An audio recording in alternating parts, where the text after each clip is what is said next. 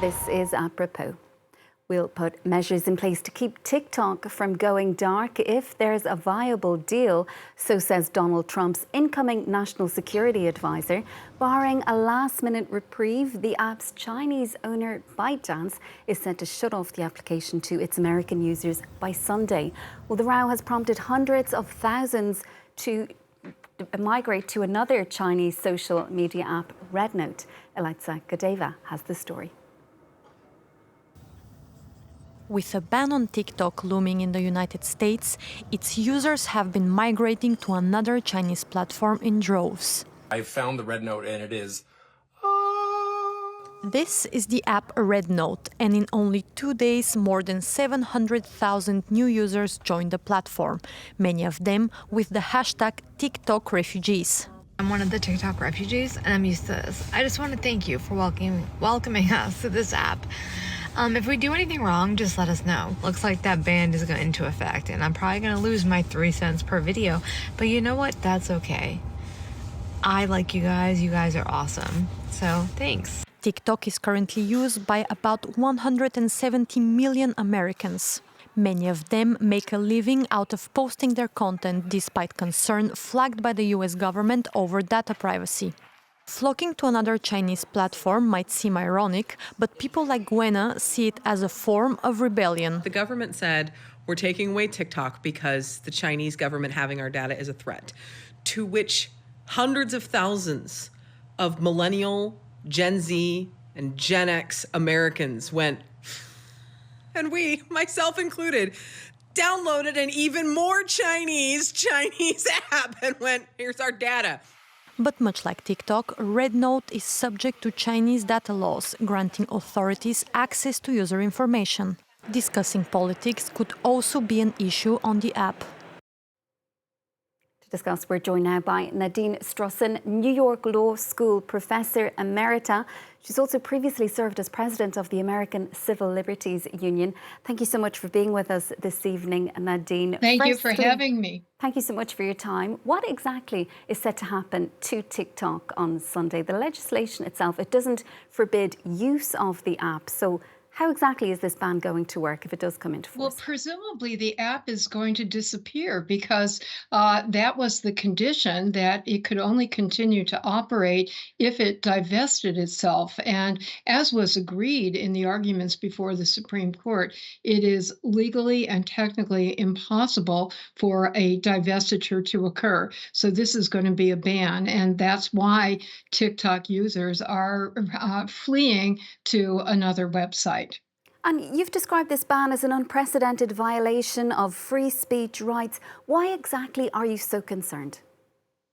Very concerned because this is the first time in United States history that the government has banned an entire platform because of completely unsubstantiated national security and privacy concerns. Now, to be sure, there are national security and privacy risks associated with all online platforms. And for years, I and other digital rights advocates in the United States have been advocating for the kind of thoroughgoing privacy protections that do exist in Europe, but not in the United States. But it's completely nonsensical to single out one single app and not do anything to protect national security or privacy with respect to users' data in other apps, including other apps that have close links to the Chinese government. Almost half of the entire United States population is now using TikTok, not only for every form of self-expression, communication, receiving news, entertainment, art, but also for engaging in business. So this is really a violation not only of the rights of TikTok, but also of the rights of a whole lot of Americans. And is there any evidence of a risk to national security then, and evidence either that it's influencing or manipulating users? Why exactly do you think American authorities are so concerned about this particular app? There actually have been briefs that have been submitted arguing that perhaps there is nothing more to explain the singling out of this particular app, just the animosity and hostility between the United States and China. Some advocates have even argued that this smacks of national stereotypes. We have a sad history of exaggerating national security concerns when immigrants or foreigners or various minority groups are involved. And please, it's really important to note that TikTok itself, as well as national security experts and digital rights advocates in the United States, have argued for alternative measures that would be more effective in protecting national security and privacy, including a national security agreement that TikTok was in the process of negotiating with the United States, which would have given more security and more privacy to TikTok than on Facebook, X, all manner of other online platforms that are still allowed to function in the United States. And you say as well that users really need to be educated about what's happening with their data and also when it comes to recognizing misinformation and fake news. We're never going to be able to block our way out of the dangers of disinformation, including propaganda from our own government and the Chinese government and others. The best defense is to educate users.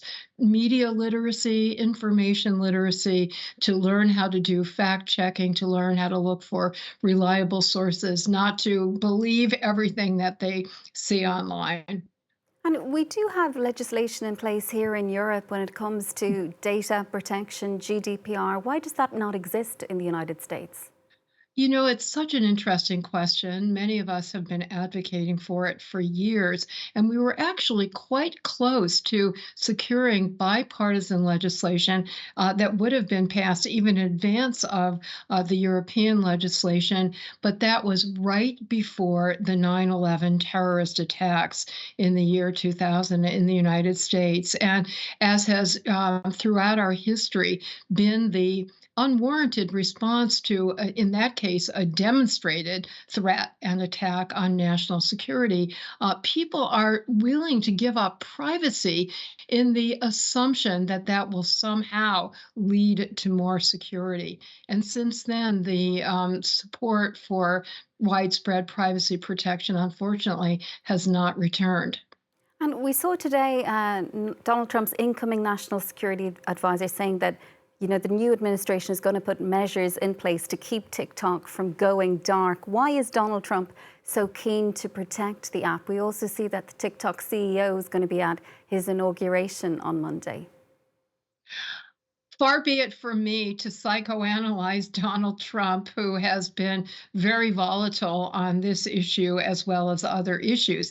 In the past, he has called for banning TikTok. One has to assume that because of his personal relationship and perhaps business and other concerns, he's made a decision for now that it is a net benefit to allow TikTok to continue to function. But that is a very unstable basis, executive discretion. And I would say that if it were Joe Biden or any other individual, what we are talking about are fundamental First Amendment rights that should not be subject to the whims or policy decisions of any elected official, but should be protected for all Americans, regardless of how unpopular or generally feared the platform might be by government officials. And as we've been seeing, people, they might be leaving TikTok, but they're just migrating to other apps, including some of those, the hundreds of thousands who are moving to another Chinese-owned app, RedNote. The same problems there too, presumably, we're likely to see. Exactly. And national security experts have pointed out that there are all kinds of workarounds, including using offshore accounts and using virtual networks. I'm sorry, I'm forgetting what the technical term is. I'm not technically sophisticated, but technological experts have said that it would be so easy for especially the millennials and the Gen Zs and the Gen X, who are very technologically adept, to find other ways of pursuing information and, for that matter, exposing themselves to misinformation. Some of them also doing it as a protest vote, as we saw in that report. Nadine, thank you so much for joining us this evening. That's Nadine Strossen, New York Law School Professor Emerita and previous President of the American Civil Liberties Union. Thank you so much for your time. Thank you so much. Well, that is it from us for now.